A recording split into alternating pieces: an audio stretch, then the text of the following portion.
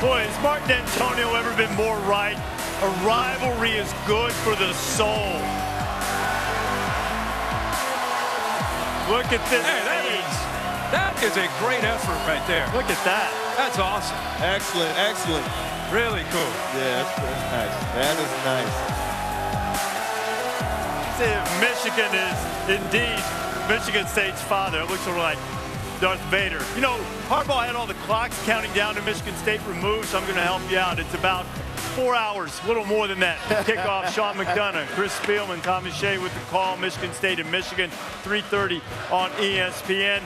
And the Wolverines are going to rely on that offensive line, one with championship implications. Hail to those standing guard over the block M for Michigan, protecting it from rival Spartan pranks. And at Michigan State, Sparty also under watchful eyes because he has lorded over this rivalry of late.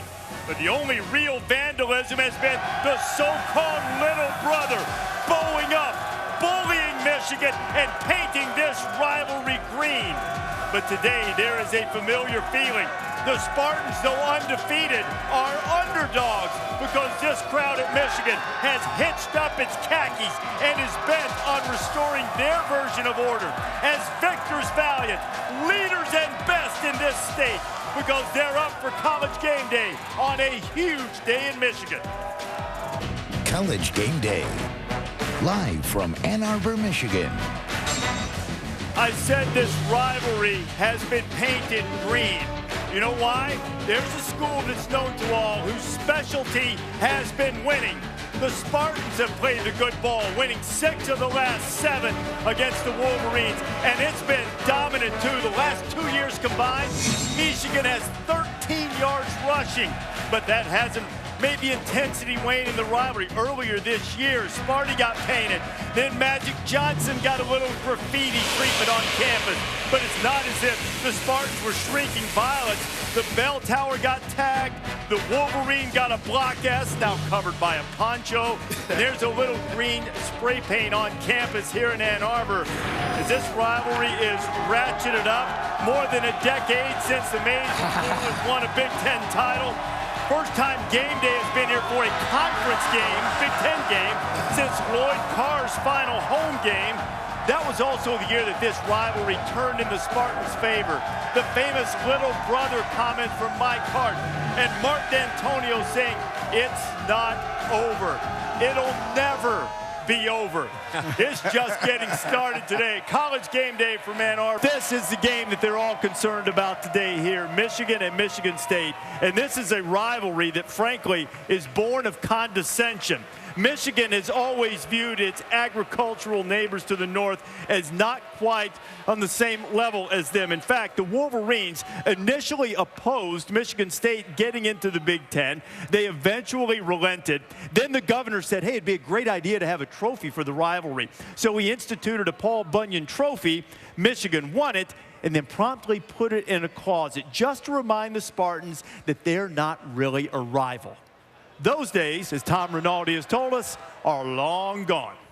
Michigan on 3. 1, 2, 3, Michigan. Proximity and hostility, scorn and disdain, intense and in-state. Kenny with a lob it to the corner. Touchdown, Manningham. One more time. It's hail to those guys. Not the biggest guy on the block. Michigan State's bigger than us on the block. Now, big house, big stakes, big game. It's about who owns the state and who owns the hate. Michigan versus Michigan State, battle for Paul Bunyan. He needs to come home. Put aside rankings or, the Big Ten. It's about pride. It's been mean, and it's gotten turned up the last few years, definitely. I think this goes back long before I was here, certainly, and it's sort of embedded in the culture in the state. In this rivalry, a very physical matchup of two teams that don't like each other at all. There's going to be two teams that are really hungry to kind of go out there and prove themselves and show what they're made of for the state of Michigan as well. We want to put on a show.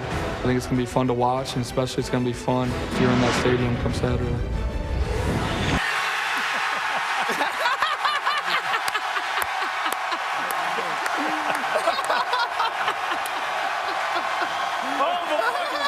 Junior Herbstreit. Wow. Got a little targeting going on. Exactly. Bob Wischusen and Brock Huard and Shannon Spake are standing by in the dome. Louisville and Florida State gets it started. Then we'll bring you back here to the Big House at 3:30 Eastern Time. Enjoy your college football Saturday. He's going to run. There's nobody back there to field the ball. Oh, he fumbled the ball.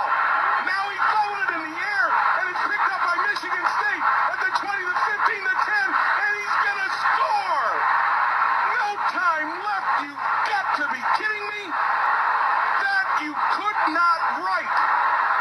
Michigan had the game on the line, on the foot, and Michigan State wins it with a 37-yard fumble return on a punt that is mishandled by Blake O'Neal. I don't know what to say.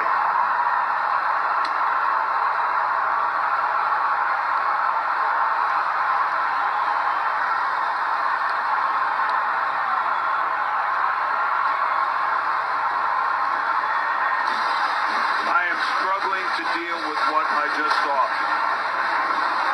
Blake O'Neal mishandled the ball. He dropped the ball. All he had to do was fall on it. And instead, he tried to shovel it to whomever and flipped it right to Michigan State. I don't know whether heartbreak actually covers that. I'm not sure I've ever been involved with a football game that ended like that. Like I said, I don't know that I've ever seen a football game just handed to the other team like that. Like I said, I don't know whether heartbreak covers it. This stadium, every single person in here is just sitting here slack-jawed, not comprehending what we've just seen.